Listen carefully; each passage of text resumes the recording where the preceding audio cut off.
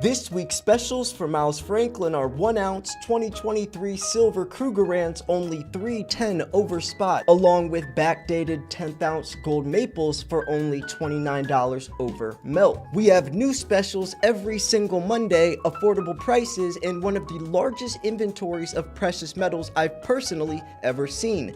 Email me, slayer@milesfranklin.com, or call me at 330-485-6172. That is 330-485-6172. Now let's jump into the video. Interestingly enough, they don't even mention silver in terms of, these governmental agencies talking about scarcity. The biggest thing they're concerned about, ironically enough, is microchips. They, for whatever reason, are just doing all they can to keep people in the dark as to the need for silver in the military industrial complexes need to keep it low for high-tech weaponry. So, yeah, I think the pickaxe, they call it now the Silver Academy Substack, their research really is, for the most part, very, very unique and in many respects second to none in this respect. I think people should check them out. I think it's groundbreaking. I think that was the missing piece of the puzzle. Like, I've been covering the shortage for so long, and there was always something missing. And now that aspect makes it all make sense. I think that was the missing puzzle piece that John Forstall found. Like, honestly, well, why would Bank of America be naked short a billion ounces? Why would Michael Nowak be in prison running the JP Morgan trade desk, and yet they're still allowed to be the custodian of the world's largest silver trust? I mean, it makes a lot of sense to me. Cool. I agree. So this person, I found one about BRICS. I know we haven't talked.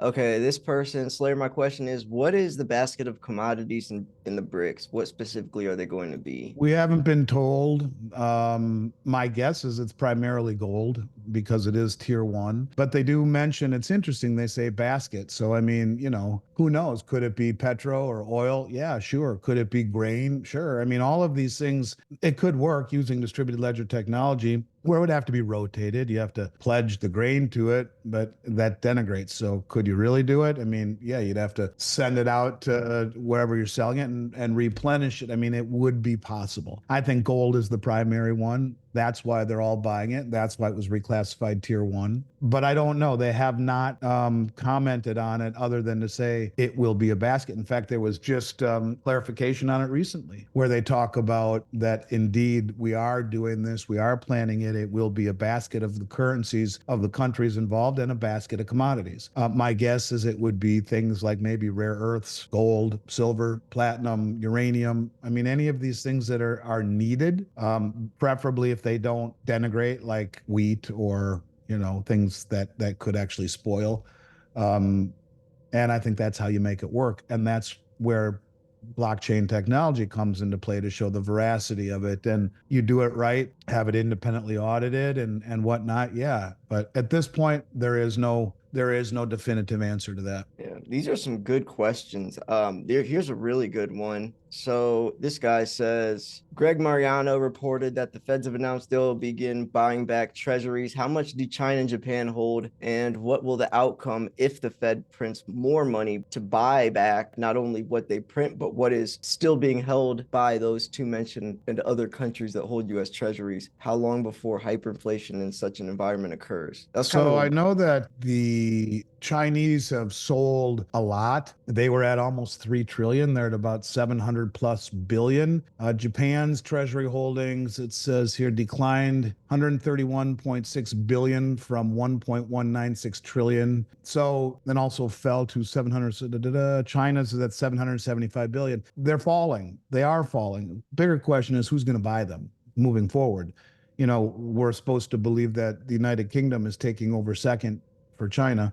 Obviously, the Treasury owns a lot, but who's been buying all of the bonds? It's as Japan and China and Russia and Saudi and all these countries have been selling. It's been the money markets and hedge funds, the American public chasing yield. They're the ones holding the majority of the treasuries next to the Fed. And the government came out and said, we're going to issue starting in the next few weeks, a Treasury, a bond repurchase program in order to help, create orderly flow on the world's largest bond market. Well, how does the US Treasury buy back bonds if they're broke? Well, they don't. The Fed will have to conjure up money out of thin air, and like they always do, and buy it. So this is something that is already happening, and I think is being replaced with gold. And ultimately, it will lead to hyperinflation, because when there's no one left to purchase the treasuries but the Fed, that's a problem. And Jim Willie, a guy I respect, he's a little more fringy than I am, but he's very smart and been proven very right. He's publicly saying that the UK and Ireland and the Cayman Islands are being funneled money under the table by the Fed to buy the bonds to keep this illusion going. And it's almost like Japan is destroying their currency in order to keep this game going by letting their yen fall so far and their interest rates are zero. You know, it incentivizes the carry trade where they borrow in yen and then buy our treasuries earning 5%. They borrow and they're making money in the value of the dollar going higher and against the yen and in the treasury. So, you know, this is a game that there's going to be a lot of twists and turns, but in the end, it's the biggest problem we face. Who wants to hold our debt in a country that is inflating away the value of the currency, and in a country that is proven to weaponize the dollar and the treasury market if they have any reason to do so. If countries are not aligned ideologically, well, we'll confiscate it. And you know, which leads me to one quick thing that I just wanted to read. I know you got all these questions, but let me just read. This is just from the Too Stupid to Be Stupid.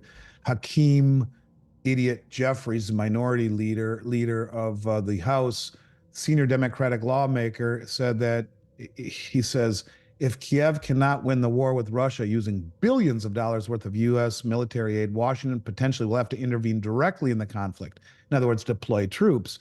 And when you talk about how stupid this dude is and how woke we've become, and I'm not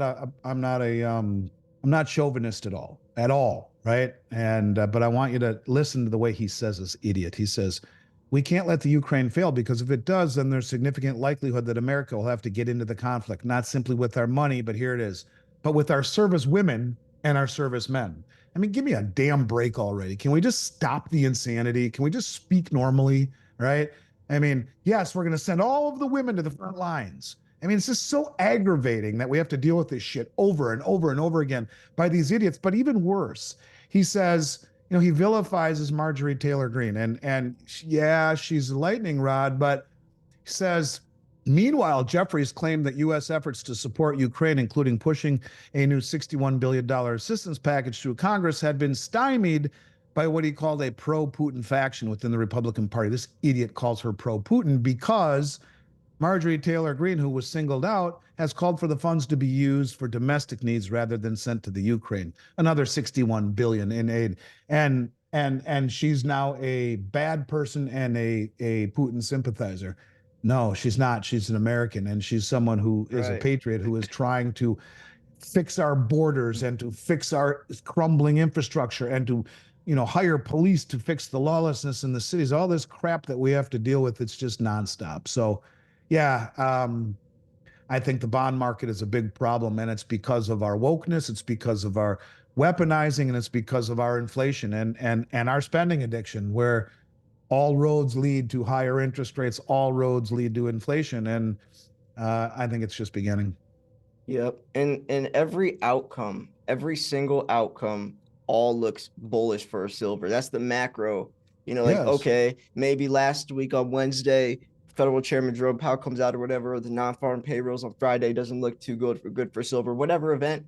But people are so short-minded or short-sighted that they can't see past that. It's like, oh, that meeting on Wednesday, that's bad for silver. I'm panicking now. It's like, but next week there's going to be something else. And then the week after that, there's going to be something else. And then think 2 months from down how many situations are going to occur that's regardless of what's happening right now is irrelevant. Like there, you got to look at the bigger picture. And if something happening one day affecting the price of silver, pushing it back down to like 26 makes you nervous, then you probably shouldn't be stacking at all, because that means you're not looking at the bigger picture, not understanding silver's true value. I agree But completely. so I know you have to go, but one last question that I also want to answer because this is really important.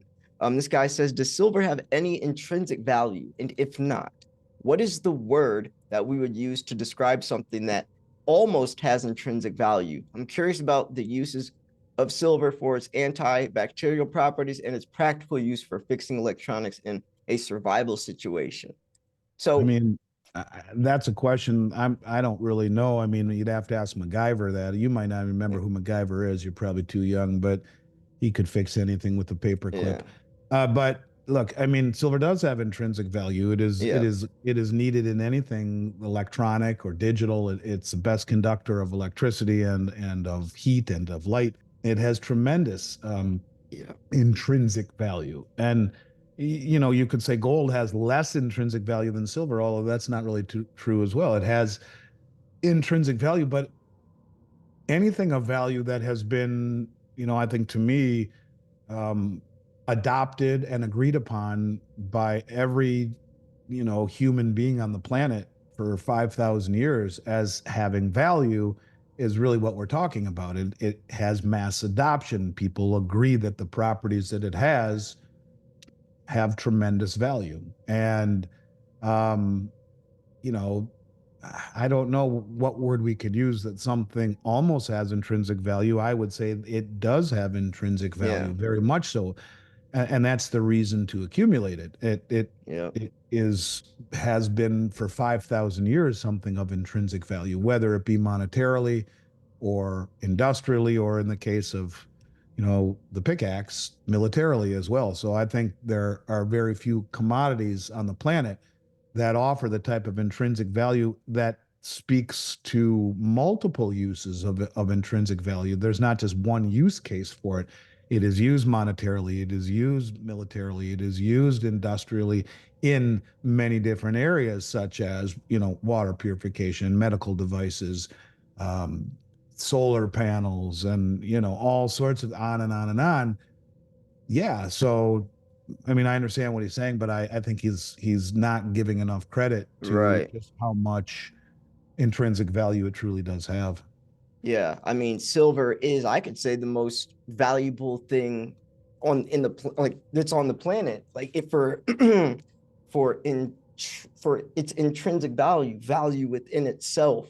Like no matter who says that 1 ounce coin is worth what is irrelevant, because the coin's value is the 1 ounce of silver inside of it, not the price tag, not the spot price.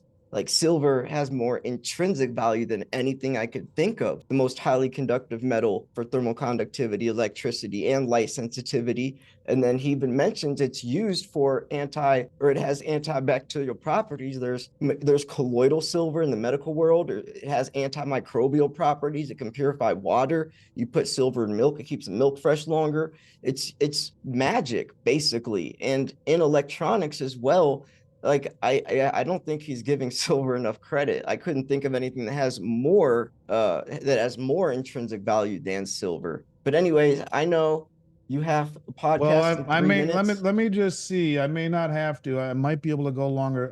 Let me just see. Hang on, Okay.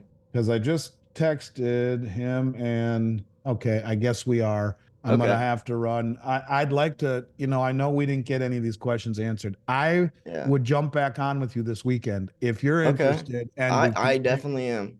Yeah. If you want to continue where we left off. So I was thinking maybe, you know, Sunday morning we could jump back Yeah. on and do these questions if that's a Yeah, possibility. I like the questions. It brings so much more conversation, and I know people love getting their chance to talk to you as well. So yeah, should Let's definitely jump keep this back going. on, and you know, you can call this part one, and I'll answer every Yeah, single question you got there. In fact, I'll yeah, give you an hour or two. We can go through every single 90 yeah, questions, and I'll answer every yeah. one of them That would be best I awesome. can. So let's count on Sunday morning. Hopefully that works for you, and we'll pick back up where we left off.